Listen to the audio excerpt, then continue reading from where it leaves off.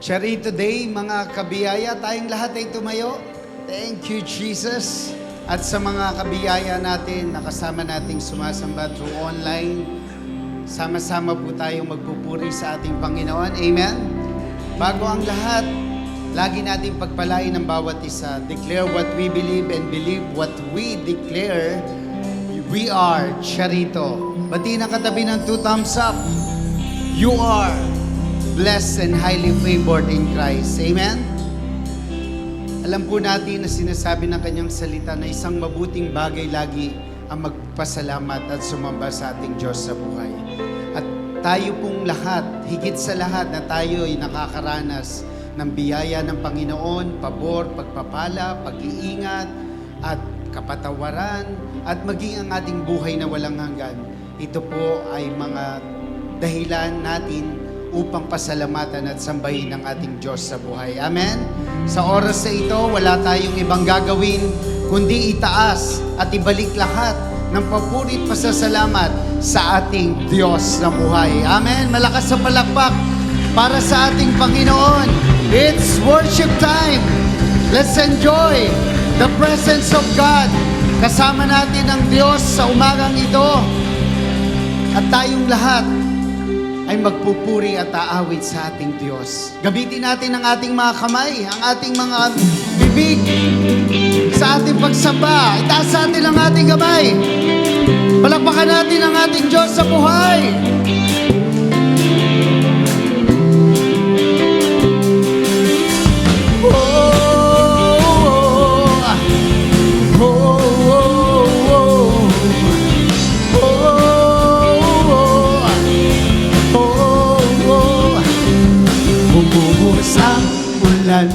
Umagos at halos malunod na, umihip ang hangin, pinilit na ako ay itumba.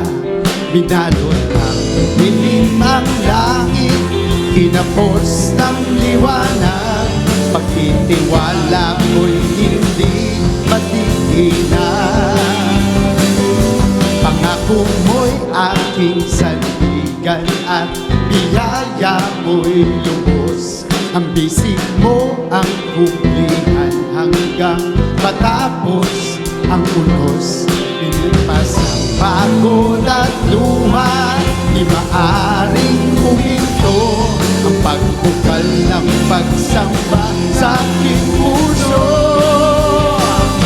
Tuloy ang awit, sigaw ng aking pusong nagtagumpay. Pagkat lakas mo ang taglay, tuloy ang awit, tuloy ang daloy at ito'y walang humpay. Ang ilog ng papuri ay hindi mapipigil, hindi matutuyo. Tuloy-tuloy ang awit para sa'yo. Oh, oh, misa pa, sama-sama.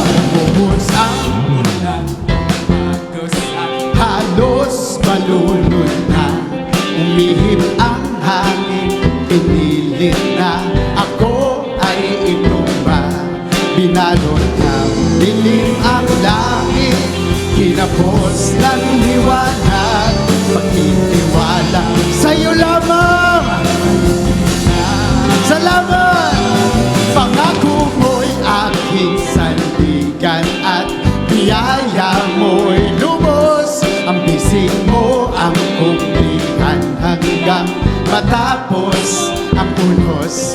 Paglipas ng pagod at luha, di maaring huminto ang pagbukal ng pagsamba sa aking puso.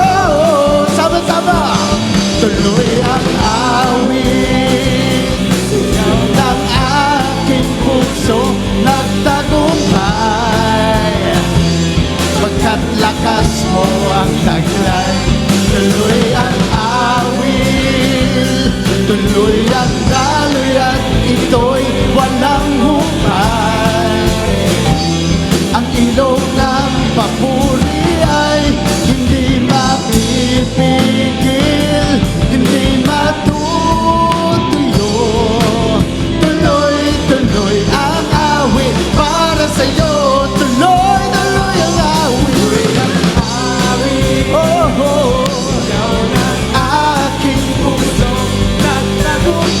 nagtagumpay.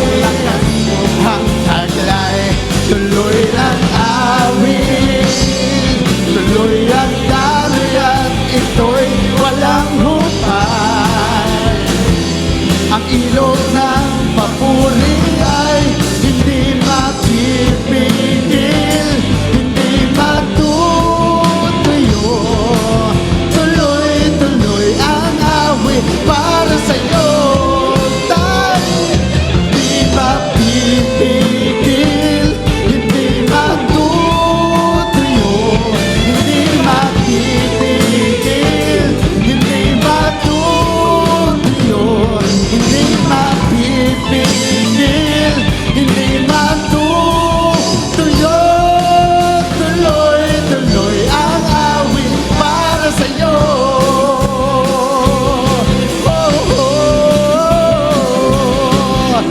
Malakas sa palakpak para sa Panginoon.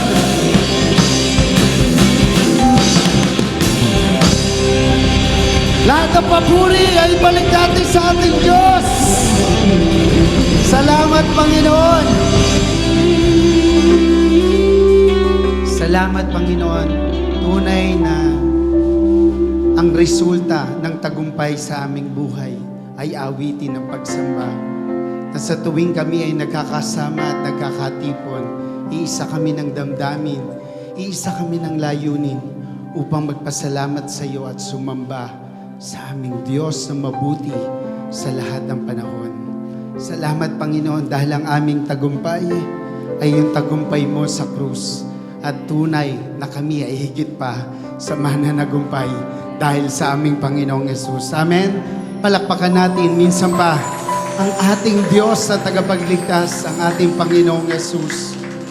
Salamat, Ama. Mabuti ka sa lahat ng panahon. Tapat ka sa lahat ng panahon. Ang pangako mo na hindi kami iiwan at hindi pababayaan. Sinabi mo, Panginoon, na ikaw ay laging sasaamin, maging sa katapusan ng mundo, Panginoon. Salamat sa iyong napakagandang biyaya sa aming mga buhay, sukdulan at walang hanggan.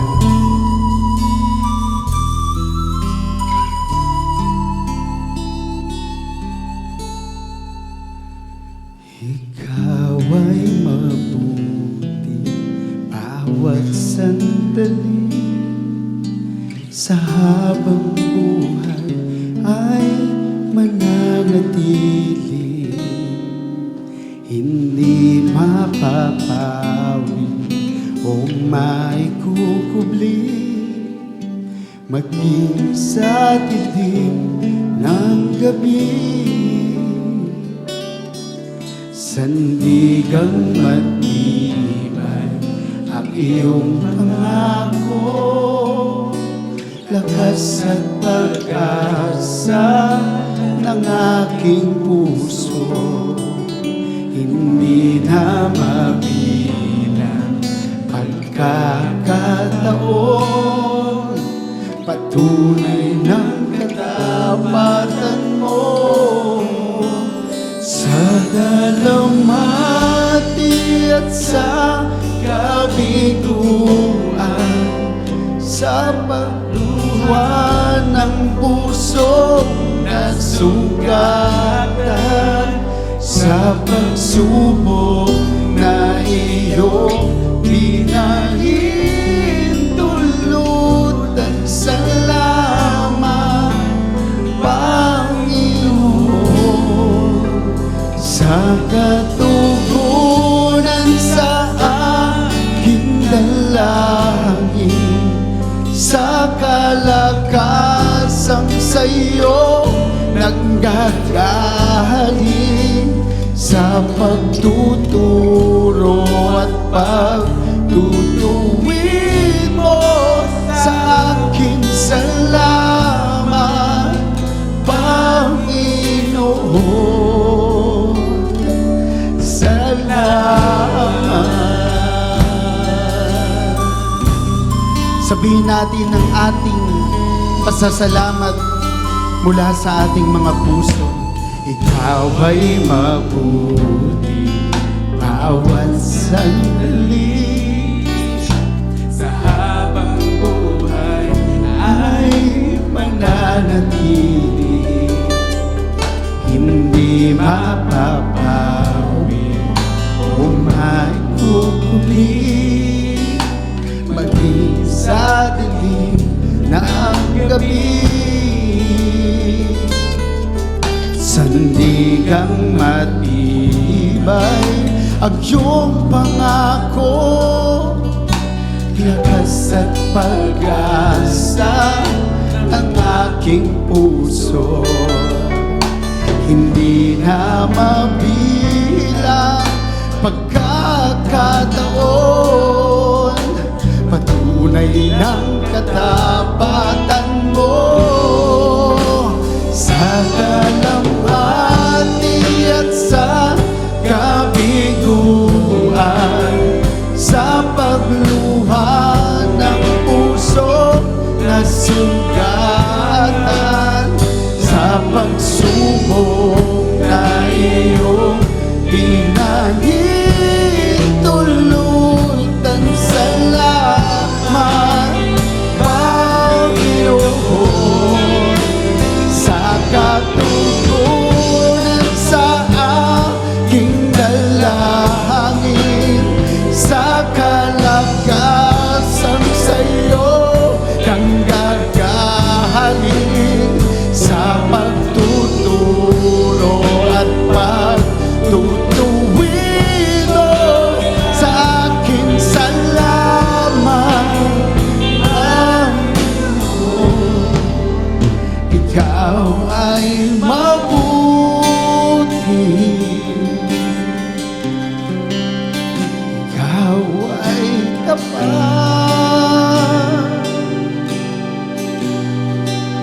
sa'yo ang papuri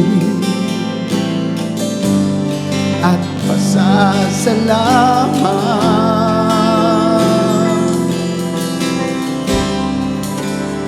Ikaw ay mabuti,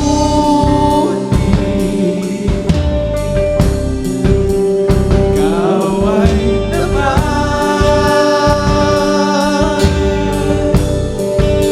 sa'yo ang papuri at pasasalamat.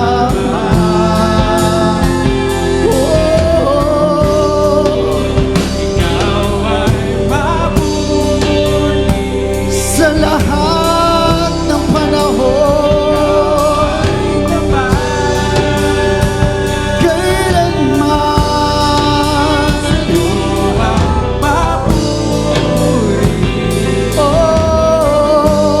at pasasalamat.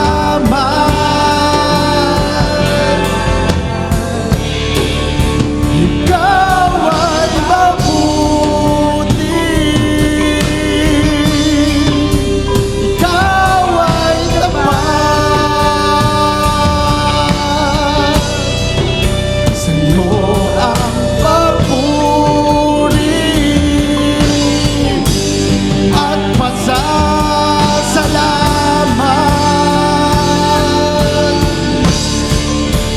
Sa dalamhati at sa kabiguan, sa pagluhad ng puso na sugatan, sa pagsubok na iyong pinahintulutan. Salamat, Panginoon, sa aking dalangin, sa iyo nanggagaling, sa pagtuturo at pagtutuwid sa aking salamat. Ikaw ay mabuti, ikaw ay mabuti. Iyayag ng ating mga labi kung sino ang Diyos sa ating mga buhay. Ikaw ay tapat magpagkailanman. Ibalik ang papuri at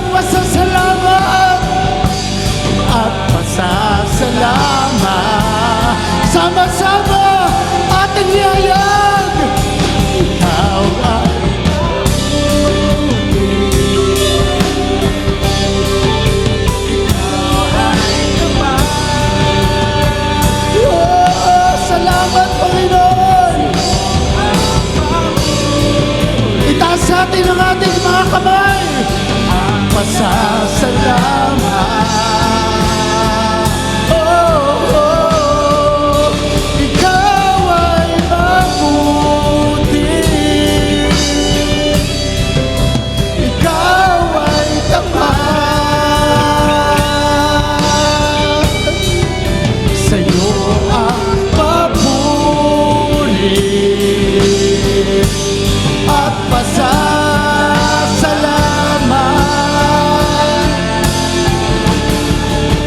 sa dalamhati at sa kabiguan, sa pagluha ng puso na sugatan, sa pagsubok na iyong pinahintulutan. Salamat, Panginoon.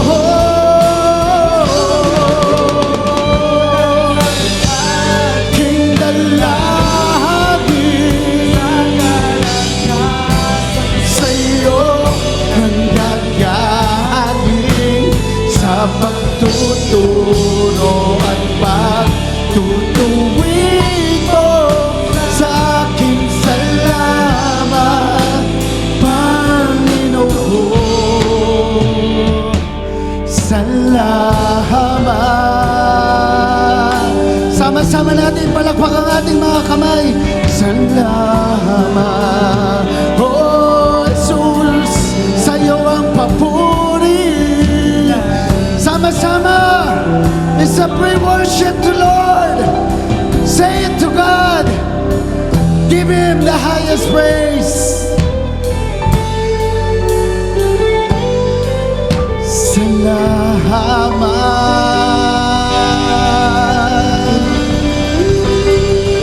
Woo! Jesus! Jesus! Panginoong Jesus! Salamat, Panginoon. Awit ng pagsamba na naglalarawan ng krus, na naglalarawan ng pag-ibig mo, na naglalarawan ng tagumpay mo, ay laging magtutulak sa amin sa tunay na pagsamba, Panginoon. Mula sa aming puso, Panginoon, sa tuwing ipipikit namin ang ating mga mata, ang aming mga mata, Panginoon, at alalahanin namin ang tinapos mo sa krus. Walang makapapantay sa iyo. Wala kang katulad. Karapat-dapat ka, Panginoon, na tumanggap ng pinakamainam na pagsamba para sa iyong mga anak, sa mga anak mo na niligtas mo, pinagaling, pinagpala, pinaburan, pinatawad, at higit sa lahat, pinalaya mo kami. At ang isang bagay na habang buhay naming pasasalamatan ay ang regalo ng buhay na walang hanggan. Dahil alam namin, darating ang panahon, kami ay mapapasapiling mo. At doon, habang buhay kami, naaawit ng papuri at pagsamba sa iyo. Makikita ka namin ng mukhaan. Salamat, Panginoon. Alam namin ikaw lang ang naitaas at napapurihan sa oras na ito sa aming kalagitnaan. Sa pangalan ng aming Panginoong Yesus na aming tagapagligtas, ang lahat ng niligtas ng Diyos ay magsabi ng Amen, Amen. Salamat, Panginoon. Salamat. Bago tayo umupo, sabihin mo sa katabi mo, ang Diyos ay mabuti sa lahat ng panahon. Amen.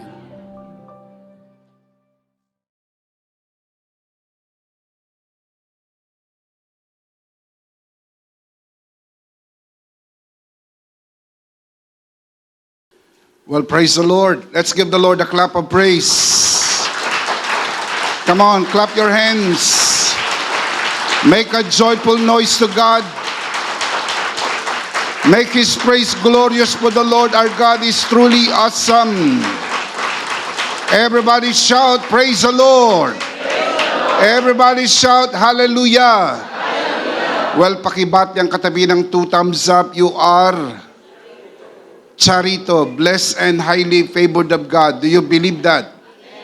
Do you always believe that? Do you confess that every day? We should, and let's do that today. Everybody say, I am Charito. I am blessed and highly favored. I am a child of God. Let's give the Lord a clap of praise. Thank you, Jesus. Well, good morning, good afternoon, good evening, mga kabiyaya.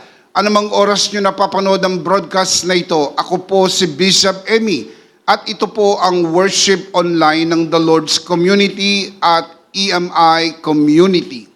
And also joining us online, the EMI Online Season 5 students from different parts of our country, Luzon, Visayas, and Mindanao, and also joining us from over 40 international locations. Welcome everyone. Palakpakan si Lord. Welcome. Welcome everyone. More intentional learning. Learn more and learn it more. If you are watching this broadcast for the first time, please like and follow us on Facebook. Over 100,000 people follow us on Facebook. Please join us and experience the difference. When you follow us on Facebook, don't forget to click the See First button and turn on your notification. And if not asking too much, and I know it's not, please subscribe to EMI channel at YouTube. Meron po tayong bago sa social media platform para po sa mga kabiyaya po nating TikTokers. Kasama niyo po si Bishop Emmy. Please follow Bishop Emmy on TikTok. Ito po ay para sa ating nuggets of grace. Pira-pirasong biyaya para sa pang-araw-araw na buhay. Mapapanood nyo rin po ang Nuggets of Grace sa Reels platform ng Facebook. Real Grace Nuggets on Reels. Don't forget to like and share po sana mga kabiyaya. Hindi naman po kayo others. Pagtulong-tulungan po nating ibahagi at ikalat ang napakagandang mensahe ng biyaya sa pamagitan ng tinapos na gawa ni Kristo sa krus ng Kalbaryo. Piece by piece, we are reaching them one by one. Real Grace Nuggets on Reels.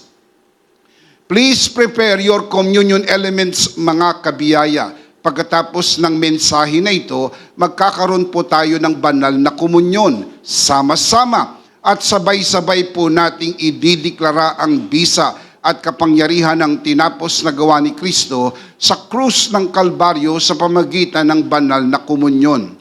Ang ostya ay simbolo ng kanyang bugbog na katawan. Ang katas ng ubas ay simbolo ng kanyang banal na dugo. Sa pamagitan ng kanyang banal na dugo, ang ating mga kasalanan ay pinatawad na. Sa pamagitan ng kanyang bugbog na katawan, ang ating mga sakit ay pinagaling na. If you are sick in your body and you are watching this broadcast today, let me be the first one to encourage you. Today is your healing day. Can we say that together? Today is your healing day. One more time. Today is your healing day. We believe that with all of our hearts here from EMI. We believe that today is your healing day. Today is your miracle day. Today is your blessing day. Today is your healing day. If you believe that, say amen. Palakpakan muna natin ang Panginoon.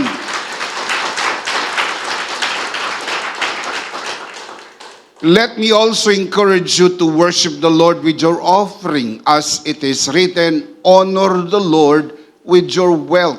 Proverbs chapter 3, verse 9. At the latter part of this broadcast, we will let you know how you can easily give your offering. Palagi ko po itong sinasabi sa inyo mga kabiyaya, at sana hindi po kayo napapagod ito marinig, dahil kung ako naman ang tatanungin po ninyo, hindi po ako napapagod palaging ipaalala ito sa inyo, na ang pagbibigay sa gawain ng Panginoon na hindi po pagbibigay ng kontribusyon, hindi po pagbibigay ng donasyon, hindi po pagbibigay ng ayuda, lalo tigit, hindi po pagbibigay ng limos.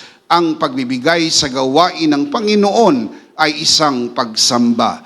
Genesis 22 tells us that giving is worship unto the Lord. That is why we ask you to worship the Lord with your offering, because the truth is, you are not just watching a broadcast. You are worshiping the Lord with us, and giving is an integral part of your worship. The Apostle Paul writes, each man should give what he has decided in his heart to give, not reluctantly or under compulsion, for God loves a cheerful giver. 2 Corinthians 9:7. Palaging tandaan mga kabiyaya, walang maliit na halaga na hindi makakatulong. Lahat ng halaga, maliit man o malaki, ay mahalaga at makakatulong. Ang pagbibigay sa gawain ng Panginoon ay dapat bukal sa puso, kusang loob, at hindi napipilitan. Just to say this from our hearts here at EMI, thank you for giving to the Lord. Thank you for joining us online. Thank you for watching. Thank you also for inviting your friends and sharing this grace-filled and life-changing broadcast. From our hearts here at EMI, much, much appreciated. Before we dive into the pool of spiritual learning today, just to let you know, if you are near our worship center here at the very entrance of NLEX, Valenzuela exit, Paso de Blas, Valenzuela City, we would like to invite you to come and worship the Lord with us in one of our 4 services here at EMI, 6 a.m., 8 a.m., 10 a.m., and 3 p.m. Come, join us, and experience the difference. Thank you so much for joining us via online. Maraming salamat din po mga kabiyaya sa lahat ng naparito sa loob ng bulwagang ito para sama-sama nating sambahin ang Panginoon sa spirito at katotohanan. Palakpakan po natin ang Panginoon.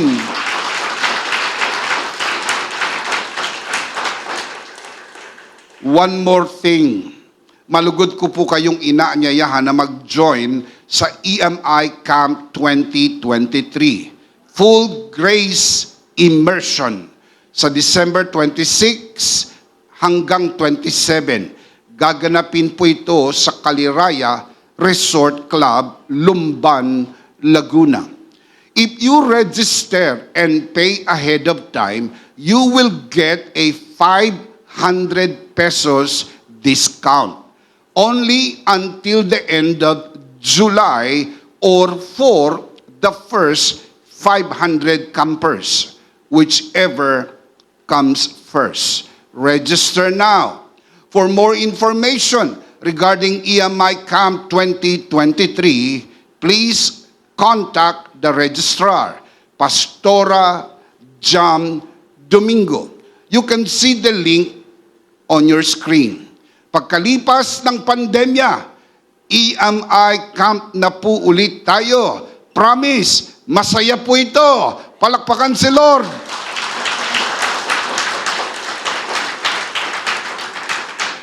Ang kampo na ito ay open for all. Pastors, workers, leaders, and all EMI students and full grace enthusiasts. Maraming salamat po. Isang malakas sa palakpak para kay Lord.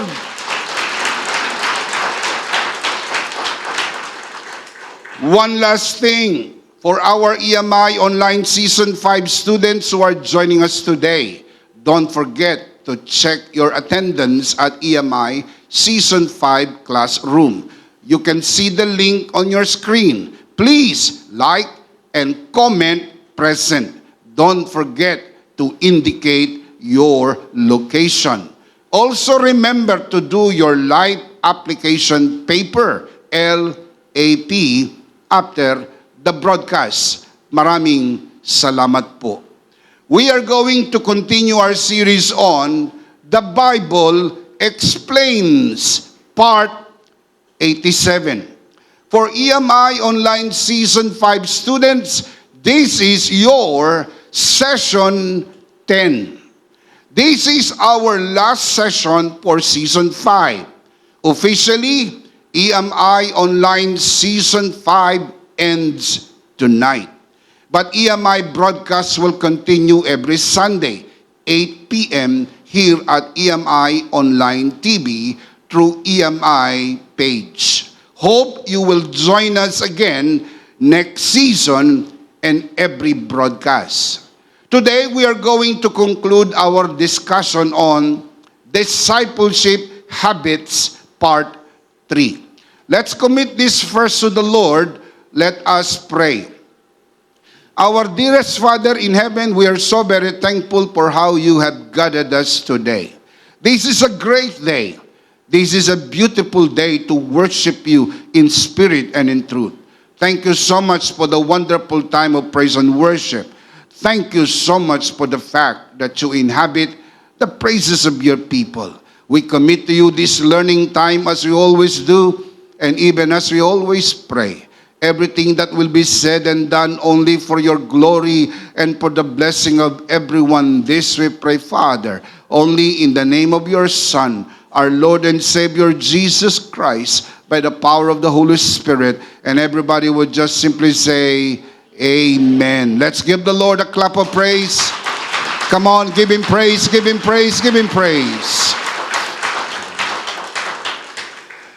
As we close not only this season, but our series of study on discipleship, let us tie all loose ends and bring this to a powerful conclusion. We already know what habit is, and also we learn that we form this habit through frequent repetition. And it starts in a single act, and a single act starts in a single thought. At we remember, it has been said, sow a thought, reap an act. Sow an act, reap a habit. Sow a habit, reap a character. Sow a character, reap a destiny. We're not going to explain that because we already did. Sana po mga kapatid, wala kayong na-miss out na bahagi ng atin pong talakayan regarding discipleship habits. But in the event that you miss any part of this series, I ask you to do the catch up. We have all these broadcasts uploaded dito po sa EMI page. Sana po mapanood ninyo ang kabuuan ng serye na ito. It all boils down to the importance of renewing your mind. Why we say so? Because your destiny lies on the character, and your character begins with a habit, and a habit starts with a single act, and that single act starts with a single thought. Ang ating kaisipan ay napakahalaga. Kung ating kaisipan po ay nakalinya sa salita ng Diyos, kung mag-isip tayo ay ayon sa salita ng Diyos. At kung ito ay ating nakasanayan, magpo-form po ito ng isang godly character. At ang isang maka-Diyos na pag-uugali ay magbibigay po ng garantiya ng isang pinagpala, pinaburan at magandang kinabukasan. If you believe that, say amen. I believe it is important to renew our mind. Romans chapter 12 verse 2, the Apostle Paul writes, "Don't copy the behavior and the custom of this world, but let God transform you into a new person by changing the way you think. Then you will learn to know God's will for you, which is good and pleasing and perfect. Mahalaga po ang pagbabago ng kaisipan. Look at the middle part. Let God transform you into a new person. How? By changing the way you think. NIV says, by the renewing of your mind. Ang tinutukoy pong new person sa bahagi na ito ay ang inyong kaluluwa, hindi po ang inyong espiritu. Ang ating espiritu ay bago na nang ito po'y na-born again. Ang na-born again sa atin ay ang ating espiritu. Paliwanag po yan sa John chapter 3 verse 6. The Spirit gives birth to spirit. Nang maborn again ang iyong spirito, ang spirito may perpekto na. Hindi na nangangailangan ng pagbabago ang iyong spirito. Sapagkat sabi po sa Biblia, ang ating spirito ay kaisa ng spirito ni Kristo. 1 Corinthians 6:17, we are one with Christ in spirit. Sabi rin po ni Apostle Pablo sa Ephesians 4:24, to put on the new self, referring to your born-again spirit, created to be like God in true righteousness and holiness. Ang yung born-again spirit is righteous and perfect and holy like God. And also, the Apostle John said in 1 John 4:17 that we are like Christ right here and right now. Ang tinutukoy po na katulad ng ating Panginoong Kristo, hindi po ang ating katawan, hindi po ang ating kaluluwa, kundi ang ating espiritu. Ang ating kaluluwa ay patuloy na binabago ng Panginoon upang ito'y maging katulad mismo ng ating Panginoong Kristo. Ang ating katawan ay tuluyan ng babaguhin kapag nakita natin ang Panginoon ng mukhaan. Tulad ng sinasabi sa Biblia, tayo'y bibigyan ng bagong katawan. Isang katawang katulad ng tinaglay mismo ng ating Panginoong Kristo. Isang niluwalhating katawan, glorified body, as stated in the book of Philippians chapter 3, verse 20 and 21. For the meantime, ang nangangailangan ng patuloy na pagbabago ay ang ating kaluluwa. Ang ating kaluluwa ay merong isip, merong damdamin, at merong kalooban. Kapag nabago ang isip, mababago ang damdamin, at mababago rin ang kalooban.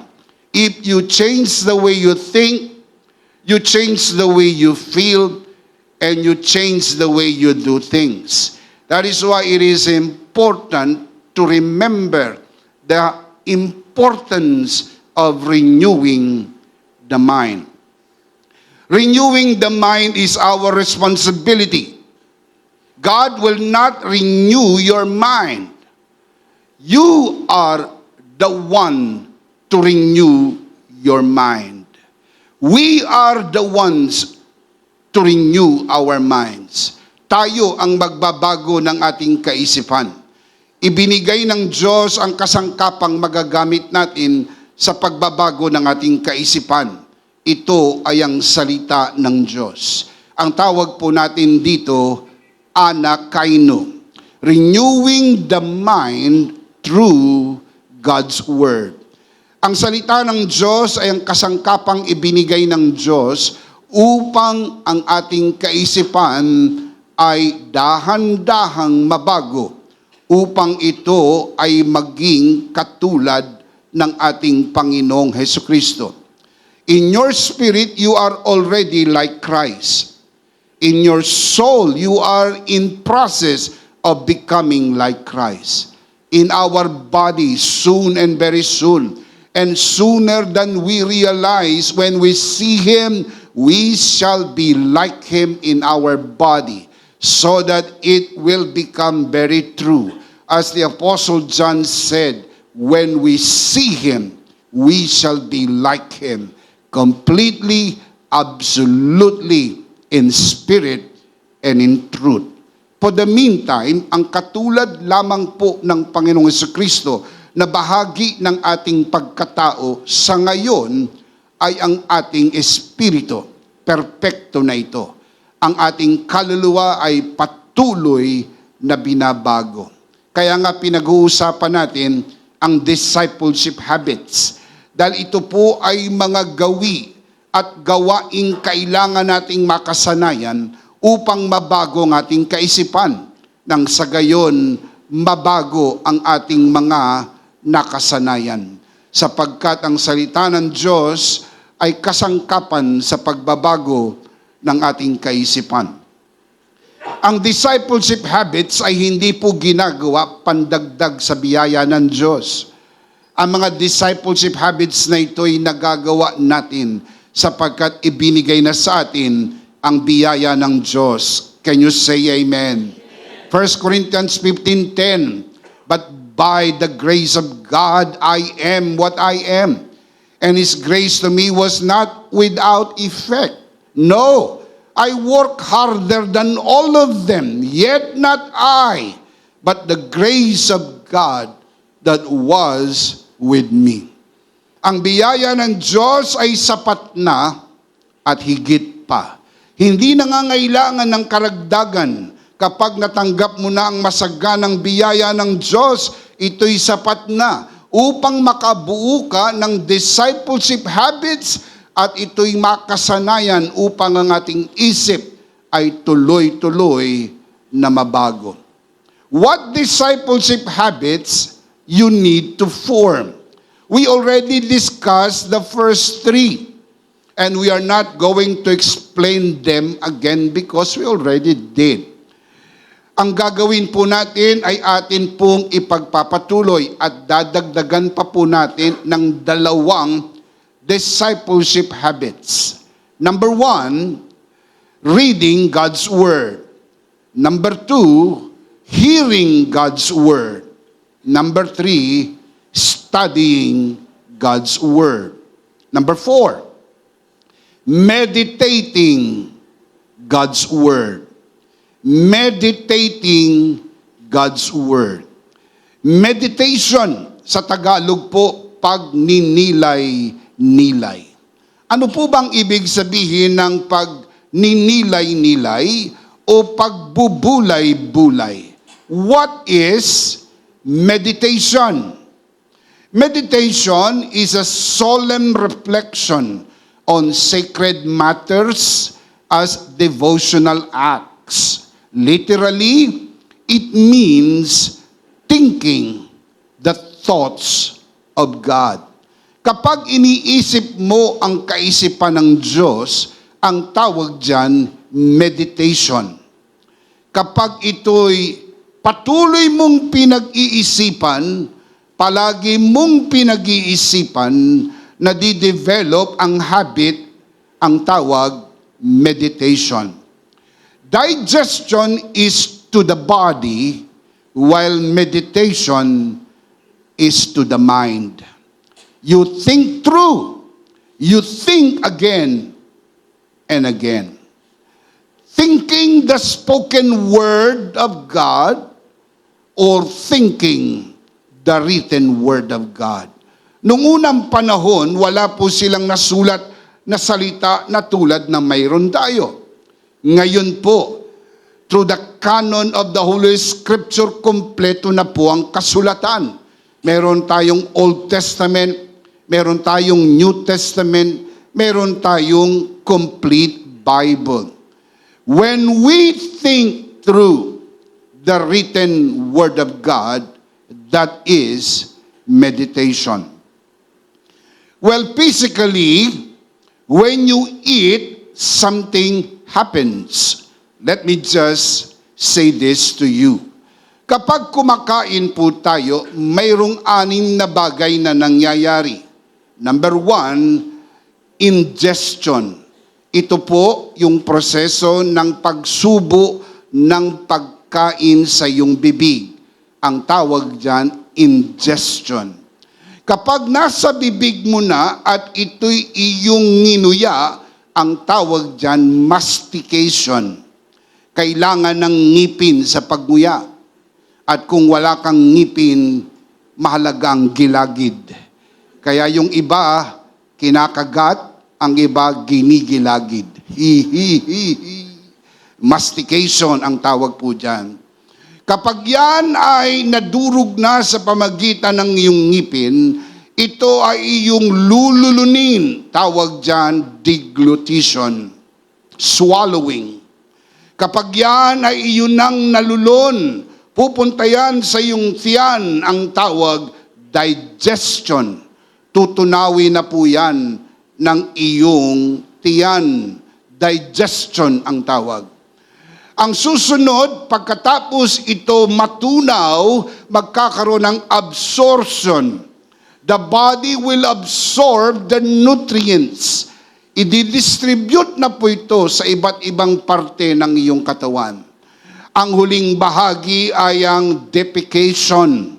Kuminsan ang tawag, toiletation. Kung saan ang waste product na hindi na kailangan ng iyong katawan will be discharged from your body. Defecate ang tawag po dyan. Nilalabas na ng iyong katawan ang basura na hindi kailangan ng katawan. Sa makatwid, kapag kumain tayo, may mga nangyayari. Ganon din sa espiritu. Kapag nagsimula tayong magbasa, magsimula tayong makinig, magsimula tayong mag-aral, may mangyayari. Sapagkat merong ingestion, merong intake na spiritual entities, spiritual food na pumasok sa iyong espiritu. And that is what we're going to talk about today. The spiritual mastication and digestion. Psalms chapter 1 verse 1 to 3. Blessed is the man who does not walk in the counsel of the wicked, or stand in the way of sinners, or sit in the seat of mockers. But his delight is in the law of the Lord, and on his law he meditates day and night. Verse 3, he is like a tree planted by streams of water, which yields its fruit in season, whose leaf does not wither. Whatever he does prospers. Ang taong nagbubulay-bulay ng salita ng Diyos ay matutulad sa punong natanim sa tabi ng batis. Patuloy na mamumunga, sariwa ang kanyang dahon, anuman ang kanyang gawin, siya'y magtatagumpay. Mahalaga po na ma-develop natin ang habit of meditation. Philippians chapter 4 verse 8, ganito po ipinaliwanag ng New Testament ang idea ng meditation. The Apostle Paul writes, finally, brethren, whatever things are true, whatever things are noble, whatever things are just, whatever things are pure, whatever things are lovely, whatever things are of good report, if there is any virtue and if there is anything praiseworthy. Look at the last line. Let's read that together. 1, 2, 3. Meditate on these things. You see the word meditate. Mga kapatid, anong ibig sabihin ng meditate on these things? Ano po yung tinutukoy na these things? Yung po yung na-mention ni Apostle Paul. True, noble, just, pure, lovely, good report, any virtue, or anything praiseworthy. Ang binasa ko sa inyo ay New King James Version. Tignan natin ang pagkakasali ng NIV. The same verse. Finally, brothers, whatever is true, whatever is noble, whatever is right, whatever is pure, whatever is lovely, whatever is admirable, if anything is excellent or praiseworthy, look at the last line, think about such things. Sa New King James Version, meditate. Sa NIV, think about such things. Dahil kapag may pumasok sa iyong isip at ito'y iyong nginuya, mastication and digestion, spiritually speaking, that is meditation. Now look at this from today's English version. In conclusion, my brothers, fill your minds with those things that are good and that deserve praise and that are true, noble, right, pure, lovely, and honorable. Look at this. Today's English version says, fill your minds. Punuin natin ang ating isip ng magagandang kaisipan. Anong mga kaisipan? Good. Deserve praise. True, noble, right, pure, lovely, and honorable. Alisin natin ang basura sa ating kaisipan. Alisin natin ang chismis sa ating kaisipan. Isipin lang natin ang mga magagandang kaisipan. Bulay-bulayin ang magagandang kaisipan. Now look at this from the Living Bible. Very graphic ang pagkakasali ng the Living Bible. And it reads, and now, brothers, as I close this letter, let me say this one more thing. Fix your thoughts on what is true and good and right. Think about things that are pure and lovely. And dwell on the fine, good things in others. Think about all you can praise God for and be glad about. Brothers and sisters, mapapansin nyo na ang himig ng pagkakasulat ay may pagkakatulad. Meditate, think about, fill your minds, and fix your thoughts. Ito ang tinatawag pong meditation. Everything starts with the thought. That is why it is important what you allow to come into your mind. Mga kapatid, ang isip ay sarili mong pag-aari. Huwag mong payagan na pasukan ito ng basura. Huwag kang pumayag na ito'y maging dumping site o tapunan ng basura. Kaya kung may naririnig ka na basura, iwaksi mo sa iyong kaisipan. The mind is everything what you think you become. Proverbs 23 verse 7. Look at the first line. For as he thinketh in his heart, so is he. Sa wikang Pilipino, kung anong iniisip ng tao sa kanyang sarili, siya nga yun. Kaya pag inisip mo, hindi mo kaya, hindi mo nga kaya. Pag inisip mong mahina ka, mahina ka. Pag inisip mong wala kang magagawa, wala ka nang magagawa. Kaya napakahalaga ng tamang kaisipan. Kaya nga ipinapaisip sa atin ng Diyos sa pamagitan ng sulat ni Apostol Pablo, magagawa ko ang lahat sa pamagitan ni Kristo na nagpapalakas sa akin. I can do all things through Christ who strengthens me. If you believe that, shout amen. Give him praise for that. My question is, what are the thoughts you are thinking? Ano ba ang iniisip mo? Ha? What are you thinking? Are they thoughts of defeat or victory? Are they thoughts of sickness or health? Are they thoughts of poverty or abundance? Anong iniisip mo? Ikaw na nanonood sa broadcast na ito, anong iniisip mo? Ha?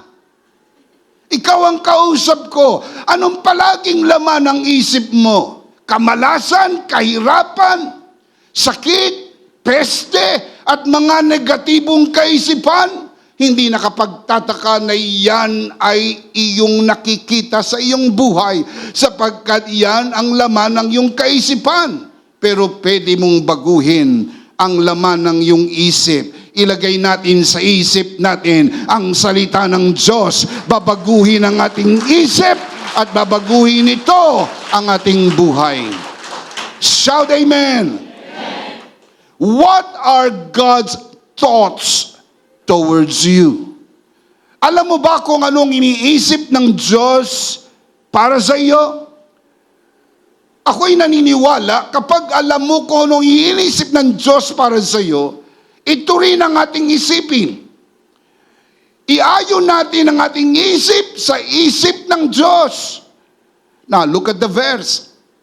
Jeremiah chapter 29 verse 11. For I know the thoughts that I think towards you. Itong iniisip ng Diyos para sa atin. Says the Lord, thoughts of peace and not of evil, to give you a future and a hope. Can you say amen? Ang iniisip ng Diyos sa atin maganda. Bakit ang iniisip mo hindi maganda? Bakit ang iniisip mo'y sakit, karamdaman, kahirapan at kamatayan? Hindi naman yan ang iniisip ng Diyos para sa iyo. Ang iniisip ng Diyos sa iyo'y kapayapaan, kagalingan, kalusugan, kasaganaan, at kayusan ng buhay. Bakit hindi yan ang ating isipin? Nakita niyo po yung word na peace? Ang Hebrew word ay shalom.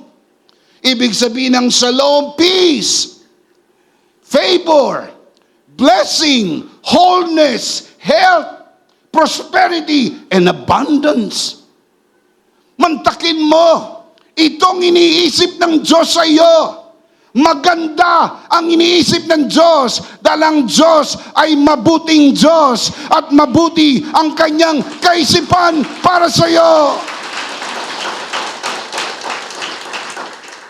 Kaya kapag nagkakasalubong ang mga Hudyo, ang batian po nila, Shalom, Shalom, Shalom. Nakakatuwang isipin sapagkat pati ang mga hintil, mga Kristiyanong naririnig ko, ang batian, Shalom, Shalom. Hindi ka naman Hudyo. Kung hindi ka sigurado, magpa-blood test ka. Kaya sabi mo, Shalom. Ang shalom ay batian ng mga Hudyo. Ano naman ang batian ng mga hintil na Kristiyano? Charito, blessed and highly favored of God. The Greek word charito means blessed and highly favored of God. Yan po yung equivalent ng shalom. Ang shalom, Hebrew. Ang charito, Greek, nang ibig sabihin po, blessed and highly favored. Kasama na po dyan ang kalusugan, kagalingan, kaunlaran, pagpapala, pabor. Kaya lagi nating idinideklara, ako'y magaling na, ako'y malusog, malakas, masigla, pinagpala, pinaburan, at mabubuhay ng mahaba dahil sa tinapos na gawa ni Kristo. Shout amen. Shout amen. Sapagkat yan po ay positibong deklarasyon. Bakit? Kasi yun yung iniisip ng Diyos para sa akin. Ba't naman ako mag-iisip ng kontra sa iniisip ng Diyos para sa akin? Kung mabuti ang iniisip niya para sa akin, mabuti rin ang dapat isipin natin sapagkat ang Diyos ay mabuti sa lahat ng panahon. Palakpakan si Lord. Hallelujah. Bishop, paano po ba magnilay-nilay? Paano po ba mag-meditate? How to meditate? When you meditate, you think the thoughts of God repeatedly, again and again. If you know how to worry, you know how to meditate. Dahil worry is thinking the negative thoughts again and again and again. Meditation is to think a positive thought again and again and again. Kaya kung marunong kang mag-worry, maging balisa at nag-aalala, hindi ka mapagkatulog sapagkat ang isip mo'y puno ng mga alalahanin at mga kabagabagan ng buhay, ikaw ay nagwo-worry. You know how to worry. Papalitan mo lang ng subject. Mula sa negative subject, papalitan mo ng positive subject, and you do likewise, you are meditating. You are thinking through the thoughts of God. Let me give you practical ways you can do it. Kaya mo ito. Practical na paraan ng pagninilay-nilay. Practical ways to meditate. Number 1, picture it. Gamitin mo ang iyong imagination. Visualize the thought in your mind. Kaya pag nagbabasa ka ng Bible, you close your eyes after reading, and then you see the thoughts in your minds. Listen up.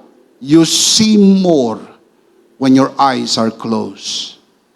Use your imagination. Number 2, pronounce it. Say the verse aloud. Upang pag binigkas mo ng malakas, papasok sa iyong tenga. 2 senses na ang gumagana, ang iyong pagsasalita at ang iyong pandinig, at ang pinakamalapit sa iyong kaisipan ay ang iyong tenga. Say the verse aloud. Number 3, paraphrase it.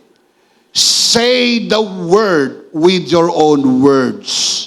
Basahin mo ang salita ng Diyos, pagkatapos bigkasin mo gamit ang sarili mong mga salita.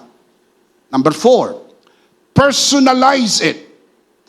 Say the word with your name on it. Angkinin mo, ilagay mo ang pangalan mo sa mga talatang binubulay-bulay mo. Number 5, pray it. Pray it back to God. Say the word back to God in a form of prayer. Pagkatapos mong basahin, ibalik mo sa Diyos ang mga salitang binasa mo sa paraan ng pananalangin. Pasalamatan mo ang Diyos. Angkinin mo kung ano ang nakasulat sa salita, at ang tawag dito, meditation. Picture it, pronounce it, paraphrase it, personalize it, and pray it. You can do it. I believe we can do it. Can you say amen? Discipleship habits number 1, reading God's Word. Discipleship habits number 2, hearing God's Word. Number 3, studying God's Word. Number 4, meditating God's Word. Number 5, I'll close with this, applying God's Word. Applying God's Word. Meditation leads to application because the mind dictates the hands. Ang nagdidikta sa iyong galaw ay ang isip. Kaya kapag ang isip nagnilay-nilay, nagbulay-bulay ng salita ng Diyos, bababa ito sa iyong kalooban, lalabas ito sa iyong aksyon. Kaya mayroong application. It is important to understand that meditation leads to application. Application brings success and prosperity naturally. Alam niyo po ba na kahit hindi Kristiyano, kapag in-apply ang prinsipyo ng salita ng Diyos universally, sila'y nakikinabang sa yaman ng salita ng Diyos. Lalo na sana tayong mga anak ng Diyos. sapagkat ang salita ng Diyos ay ibinigay sa atin. Pero kahit hindi mananampalataya, kapag ang kanyang kilos, gawa at gawi ay umaayon sa prinsipyo ng salita ng Diyos, ito'y nagdudulot ng kaunlaran at kasaganaan. Meditation does not bring success and prosperity, but application does. We have to remember that there can't be any application without meditation.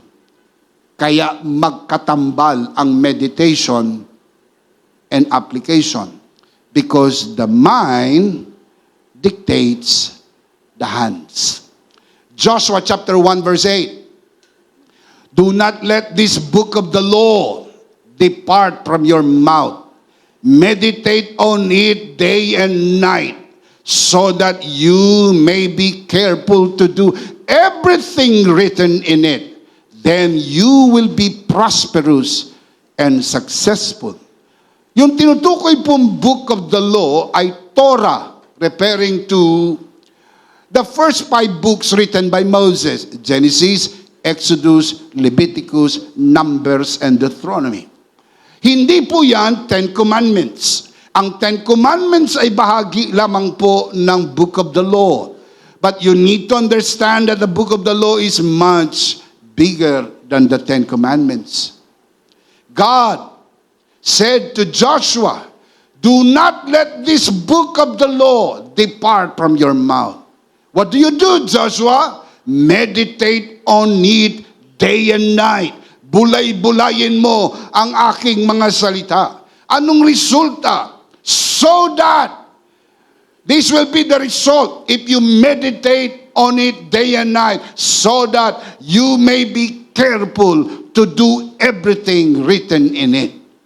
Ang resulta ng pagninilay-nilay ay application ng salita ng Diyos, sapagkat madali nang ipamuhay ang kaisipang nasa iyo ng kaisipan. Importante na isipin natin palagi ang kaisipan ng Diyos na nasulat sa kanyang salita. Anong resulta? Maipapamuhay natin ang kanyang salita. Ano naman kung maipamuhay natin ang kanyang salita? Look at the last line. Then, this is the result of doing everything written in it. You will be prosperous and successful. Success and prosperity are results of doing everything written in it. And this application comes from meditating on it day and night.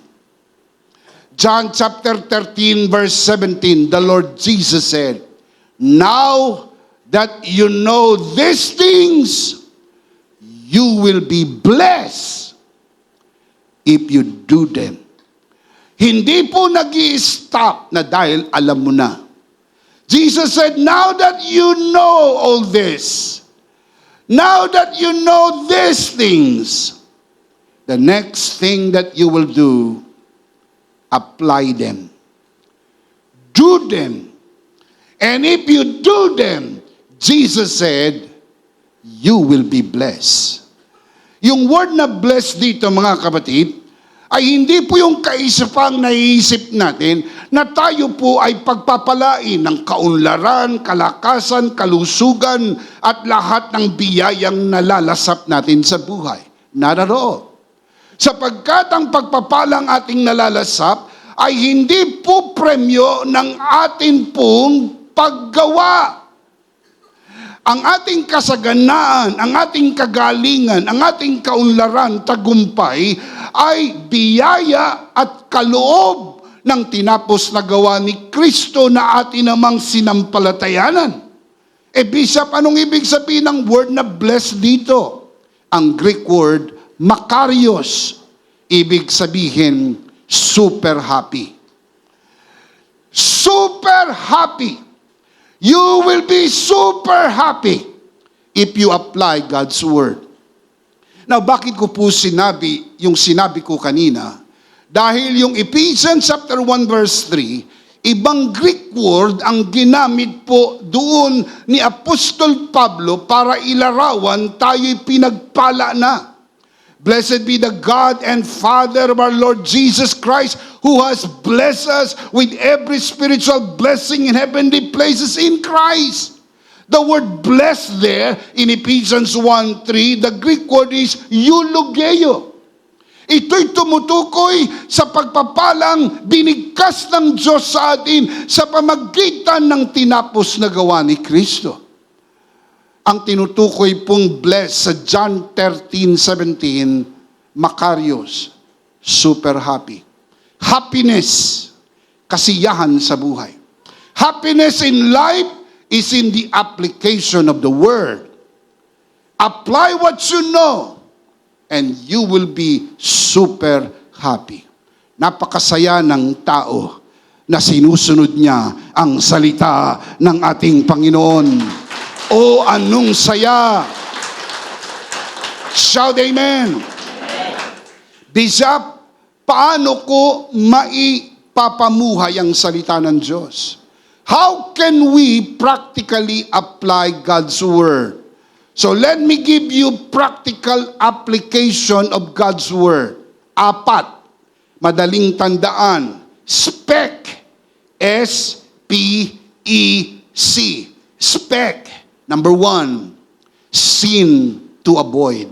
Pag nagbabasa ka ng Bible at mayroong kasalanang pinapaiwasan sa iyo, iwasan mo na. Sapagkat yan ay application ng salita ng Diyos. Sin to avoid. Number 2, promise to claim.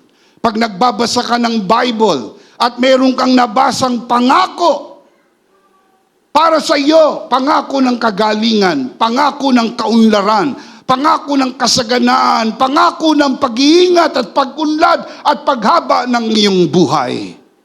Claim it. It's yours. Binayaran niya ni Kristo sa krus ng Kalbaryo. Ang pangalan mo ay nakasulat. Sa iyo ang pagpapala na yan.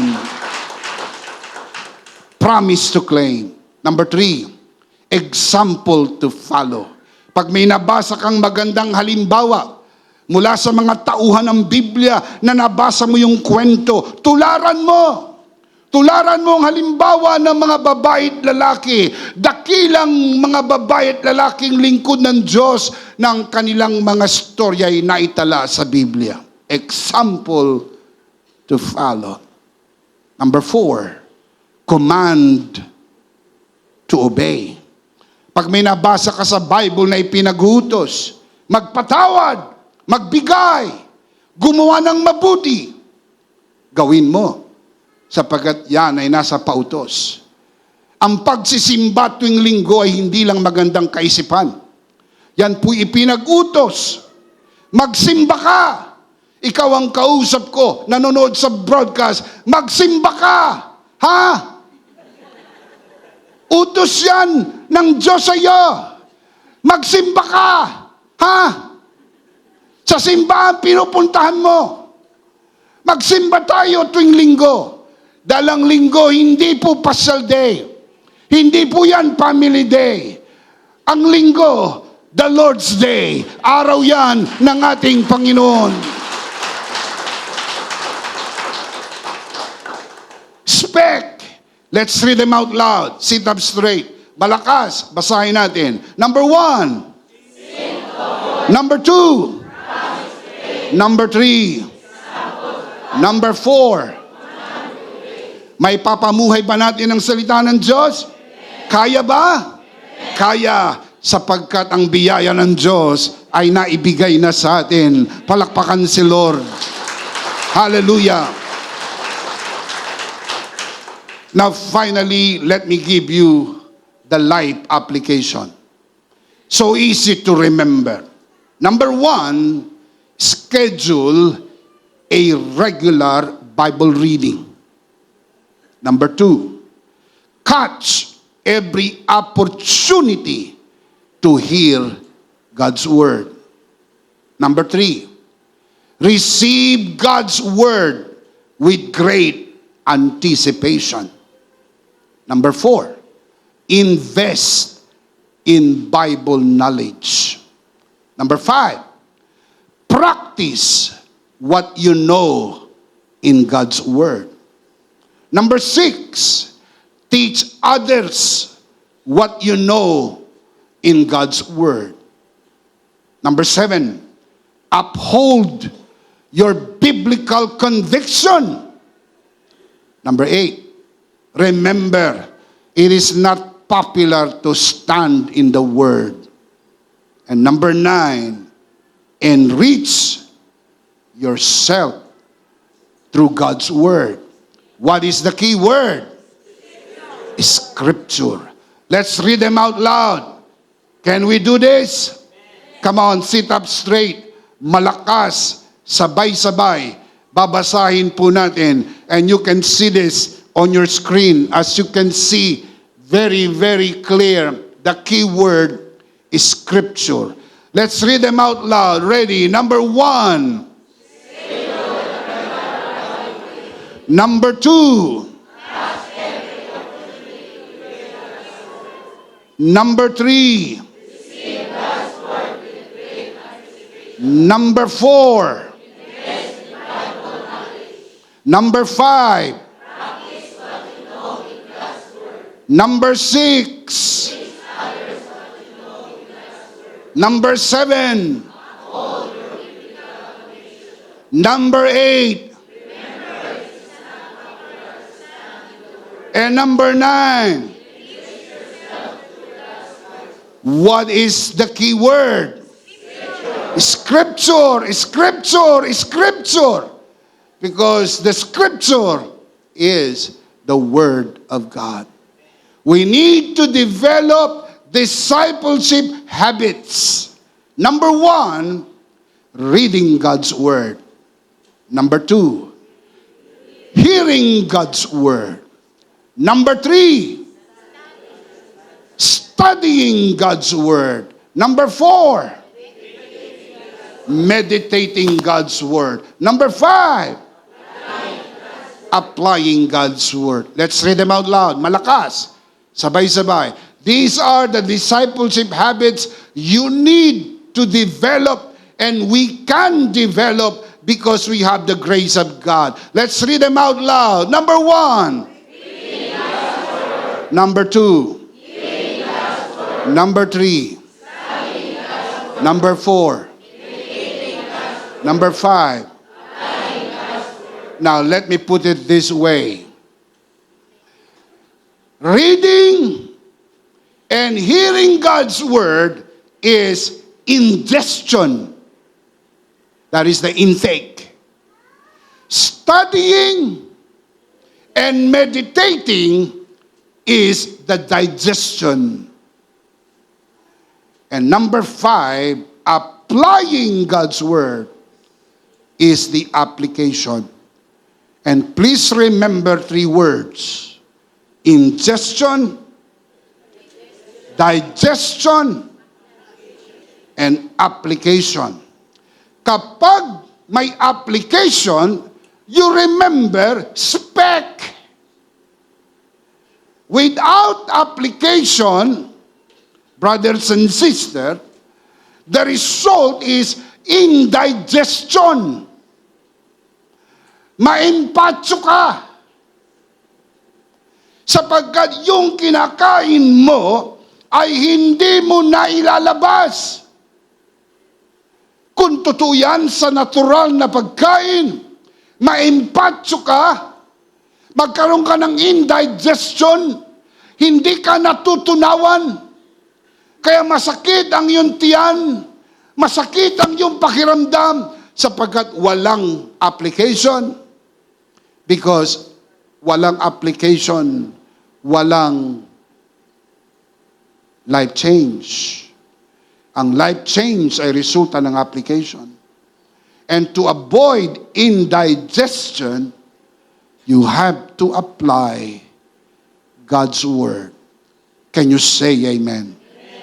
And the big idea is, in Christ, I am a believer and a learner. Are you in Christ? So what are you? You are a believer and a learner. All together, malakas, out loud. Sabay-sabay. Tell me, what is the big idea? In Christ, I am a believer and a learner. Of course, we do not want to end this broadcast without giving you who are watching this broadcast the opportunity to receive Jesus today and be saved. Lahat ng pinag-uusapan natin dito nagsisimula sa pagtanggap kay Jesus. If you want to receive Jesus today and be saved, you can do it right now and right here.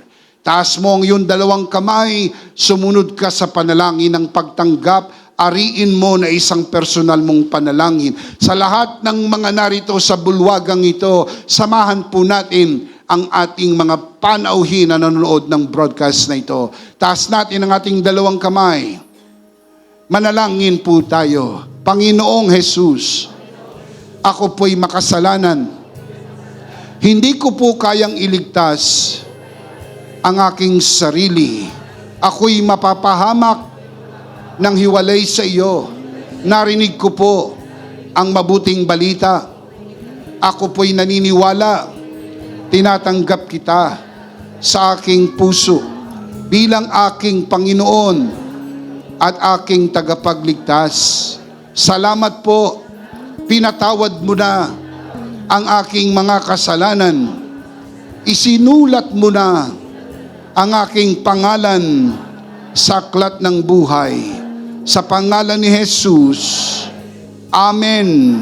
Ako na lang po mananalangin, Ama, sa oras na ito. Itinataas ko po sa harapan ng sino mang sumunod sa panalangin ng pagtanggap sa unang pagkakataon. Ipinagkakatiwala ko po sila sa iyong kagandahang loob na sila'y lumago sa biyaya at sa bagong natagpo ang pananampalataya sa pangalan ng Panginoong Hesus. Tayo po'y magsabi ng Amen. Palakpakan si Lord.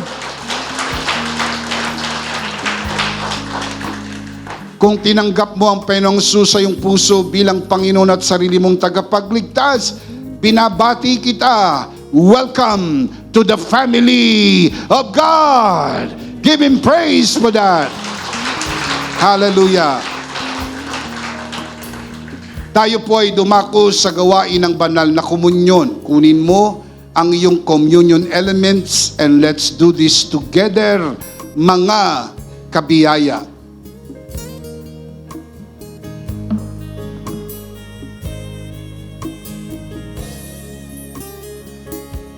Let's do this together, mga kabiyaya. Hawak-hawak po natin ang pinakamakapangyarihang simbolo ng tinapos na gawa ni Kristo sa krus ng Kalbaryo.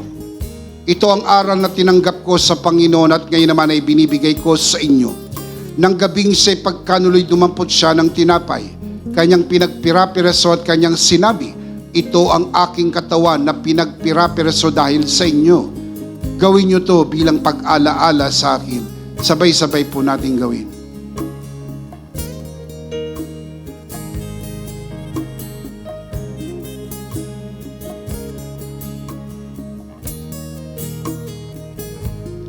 Gayon din naman matapos magkapunan ay kanyang hinawakan ng saro at kanyang sinabi, ito ang saro ng bagong tipan na pinagtibay ng aking dugo. Gawin niyo to bilang pag-alaala sa akin. Sabay-sabay po natin gawin. Ate po itaas ang ating dalawang kamay at sumunod po tayo sa panalangin ito. Aming Ama, maraming salamat po sa aming Panginoong Hesukristo.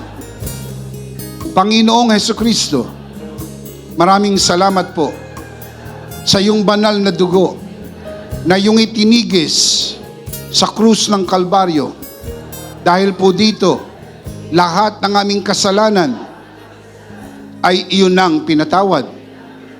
Maraming salamat po sa iyong katawan na nabugbog at nasugatan. Dahil po dito, lahat ng aming sakit ay iyon ang pinagaling. Gaya ng nasusulat sa iyong mga sugat, ako'y magaling na. Ako'y naniniwala. Ako'y magaling na. aking idinideklara, ako'y magaling na, ako'y malusog, malakas, masigla, pinagpala, pinaburan, at mabubuhay ng mahaba. Sa pangalan ni Jesus, maraming salamat po, Banal na Espiritu, sa iyong kapahayagan sa mensahe ng biyaya. Sa pangalan ng Panginoong Jesus, Amen. Amen. Palakpakan si Lord.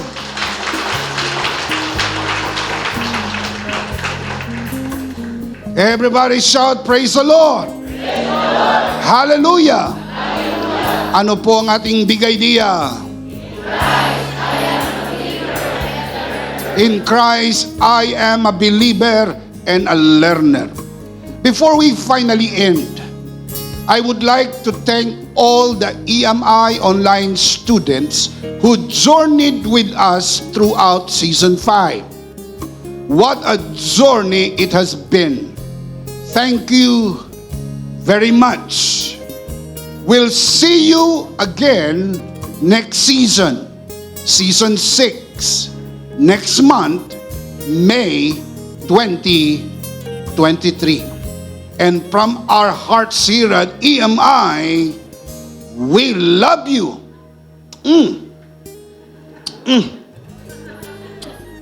We love you very much. Palakpakan si Lord.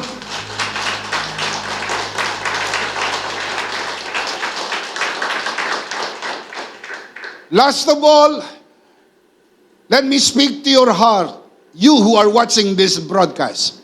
If this broadcast has blessed you, and if not asking too much, I would like you to bless this ministry with your love offering, so that together we can reach the world with the message of full grace. And from the bottom of our hearts here at EMI, we would like to say, thank you for giving to the Lord. We'll see you next Sunday, prayerfully on site, but definitely we'll see you again online. Ako po si Bishop Emmy, kasama po si Pastora Joe at ang kabuuan ng The Lord's Community at EMI Broadcast. Maraming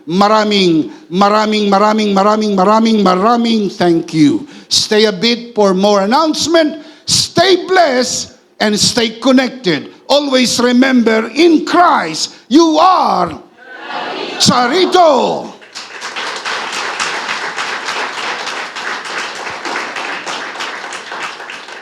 Bye-bye. We love you.